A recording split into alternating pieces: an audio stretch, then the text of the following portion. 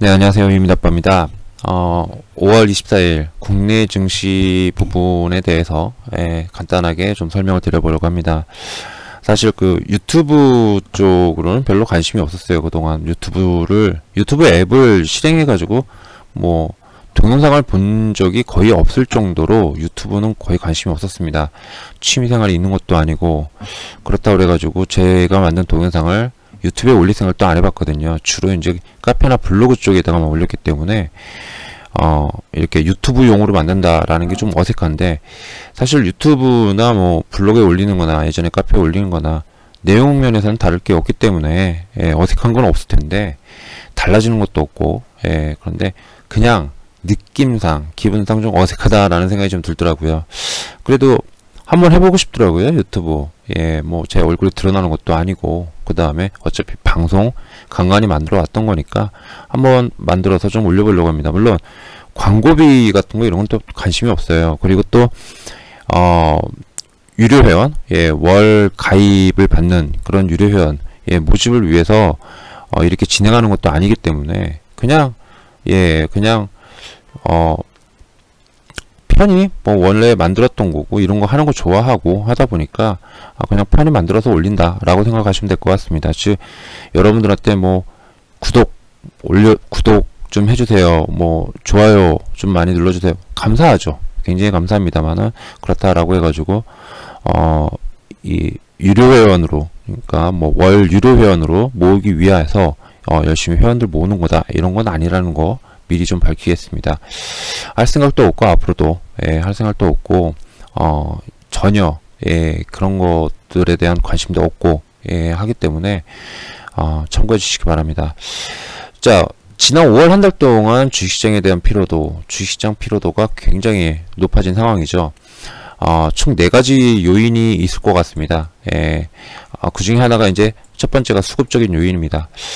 코스피 시장에서 외국인들이 지난 5월 3일부터 5월, 그러니까 21일이죠. 5월 21일. 5월 21일 총 3주 동안에 매도한 금액이 8조, 코스피에서만 8조 7천억 원, 그 다음에 코스닥에서 7천억 원대를 매도했습니다. 합이 9조 5천억 원을 갖다가 순매도했어요.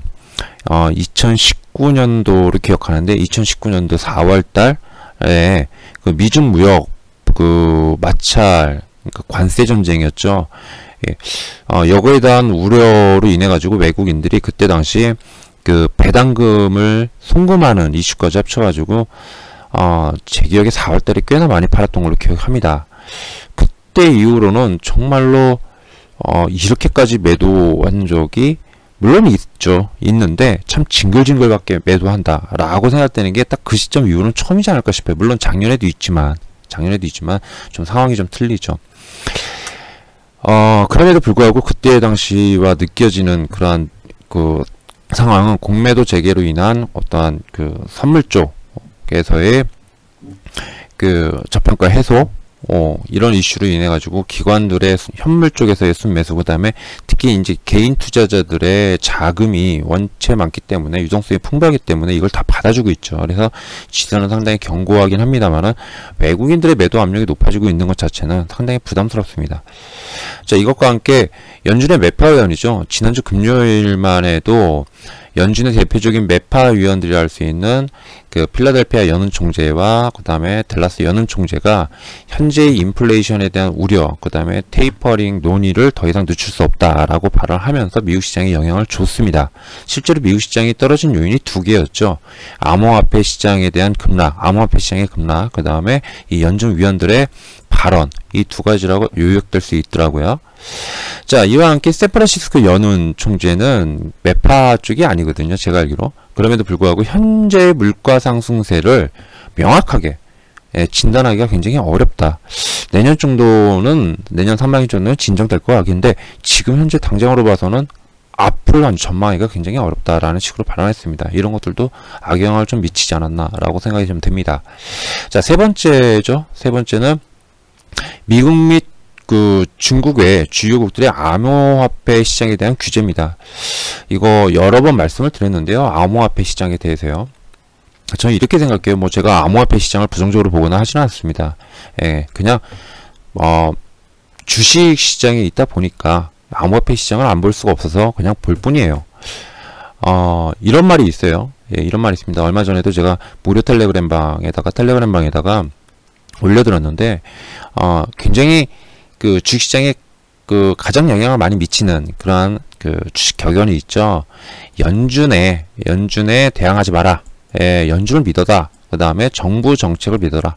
정부 정책에 반하는 매매를 하지 마라. 뭐 이런 내용의 주식 경언들, 대표적인 경언이 있습니다. 자, 연준이나 아니면 미국 정부, 우리나라 정부도 마찬가지고 중앙은행도 마찬가지고 또 중국도 마찬가지입니다. 예, 정부와 중앙은행들이 하지 말아라 라고 하면은 사실은 안 하는 게 맞더라고요. 예, 중장기적으로 안 하는 게 맞더라고요. 어떤 수급적 이슈나 이런 것들로 인해 가지고 단기 반등을 노린다 어쩐다 하는데, 저라면은 새롭게 많이 싸졌기 때문에 들어간다라는 건 좀 아닌 듯 싶어요. 그냥 개인적인 의견입니다. 개인적인 의견.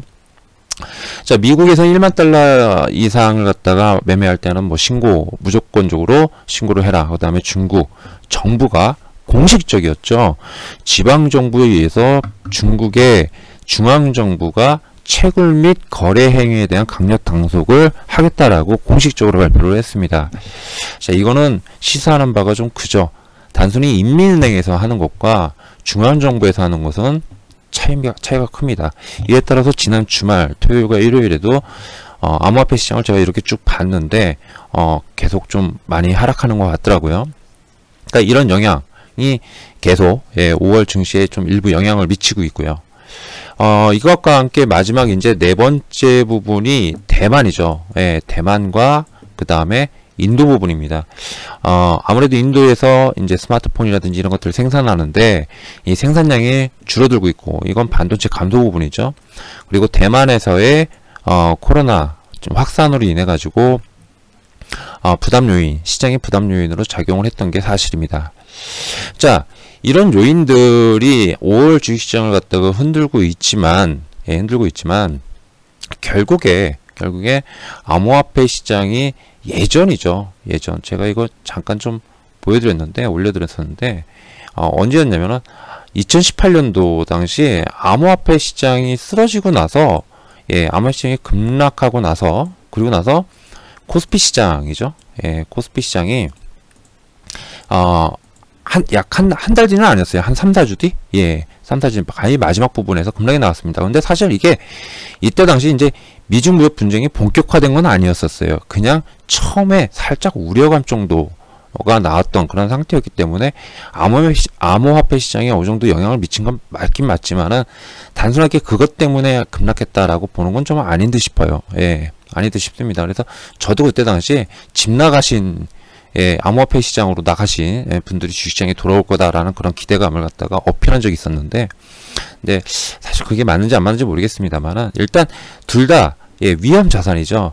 위험 자산의 버블이 꺼진다라는 것 자체는 부담이 될 게 분명할 겁니다. 하지만은 어찌 보면은 이건 초고 위험의 자산이죠. 자산으로 분류가 되죠. 어디가요? 암호화폐 시장에. 그런 면에서 주식시장도 같은 위험 자산으로 대표되고 있지만은 초위험 자산하고는 좀 틀릴 겁니다. 그래서 일시적인 그런 현상이 아닐까라고 싶고, 그리고 또 어차피 6월 FOMC가 있어요. 6월 FOMC가 이제 셋째 주에 열리는데, 이 6월 FOMC에서 어느 정도 테이퍼링에 대한 윤곽이 나올 겁니다. 윤곽이 나오는 게 아니라 분명히 공식적으로 어떤 언급이 나올 가능성이 있어요. 그래서 뭐 논의 시점을 갖다 8월부터 하겠다.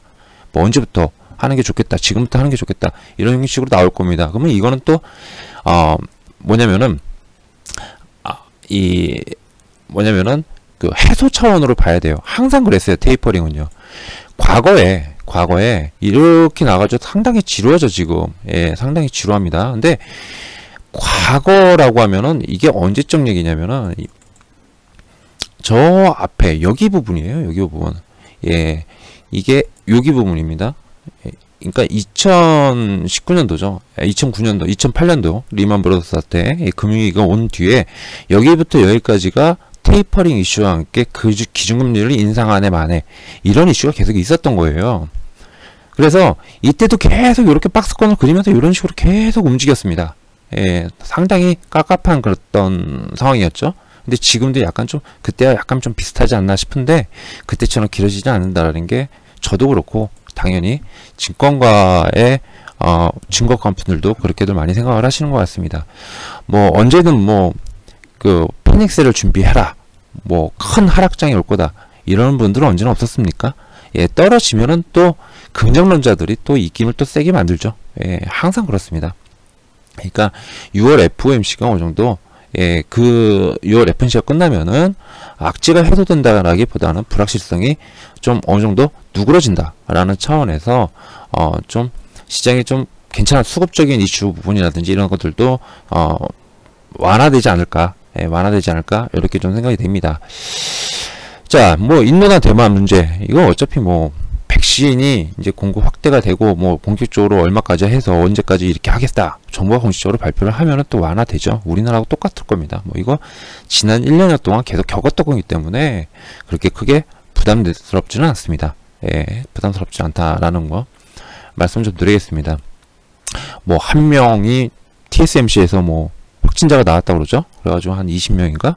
예, 자가격리 들어갔다고 그러는데 그 사람들 때문에 공장이 서지는 않을 거예요. 우리나라는 뭐 안 걸렸습니까? 작년에 삼성전자, LG 디스플레이 여기저기 공장에서 많이들 걸렸죠.